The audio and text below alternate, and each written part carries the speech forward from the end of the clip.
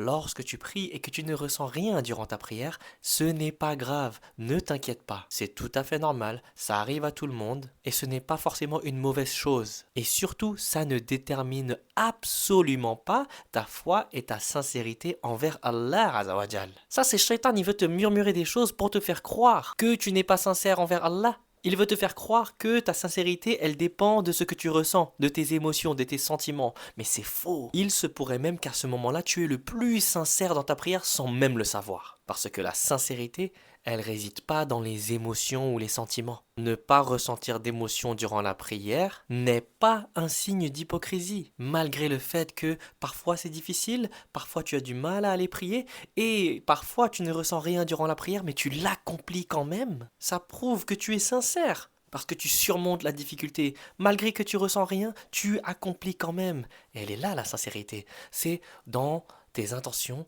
et tes actes. Et donc, la sincérité envers Allah Azawajal se mesure dans l'intention et dans les actes. Les actes qui doivent être conformes à ce qu'Allah agrée. Ça ne se mesure pas dans les états émotionnels. Donc, ce qui détermine ta sincérité envers Allah, envers ton Seigneur, c'est le fait que tu obéisses à Allah même quand c'est difficile. Même lorsque tu ne ressens rien, même lorsque ton cœur est dur, tu fais de ton mieux pour obéir à Allah parce que tu lui fais confiance, parce que tu sais qu'il sait mieux que toi, qu'il sait ce qui est bien pour toi, et que lorsque Allah Azawajal te dit de faire quelque chose, ou t'interdit quelque chose, tu sais que ton Seigneur est sage, tu sais qu'Allah est le parfaitement juste, tu sais qu'Allah est le parfaitement connaisseur de toutes choses, et donc tu places ta confiance en Allah en l'obéissant. Parce que tu sais que ça va rendre ta vie meilleure lorsque tu obéis à Allah.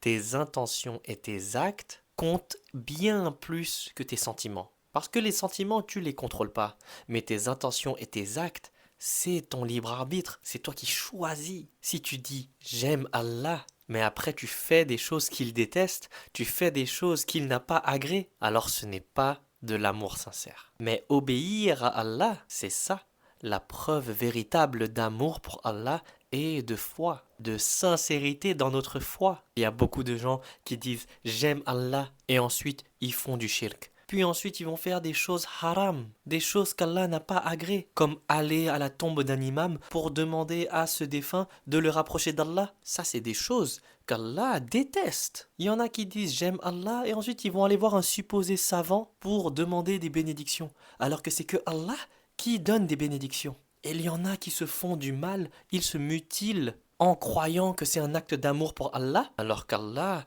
a strictement interdit l'injustice, que ce soit envers les autres ou envers nous-mêmes. On n'a pas le droit de se faire du mal. Donc voilà, ne te fais pas avoir par le shaitan qui essaie de te murmurer des choses et t'avoir par les sentiments. Tant que tu fais de ton mieux pour obéir à Allah et de faire ce qu'il a agréé et t'éloigner de ce qu'il a interdit, alors tu seras plus proche de la sincérité que quelqu'un qui la base sur ses sentiments. Le croyant accomplit ses obligations, accomplit sa prière, accomplit les sunnan du prophète Mohammed sallallahu alayhi wa sallam, même lorsqu'il n'y a aucune satisfaction personnelle. Elle est là, la vraie sincérité envers Allah azawajal.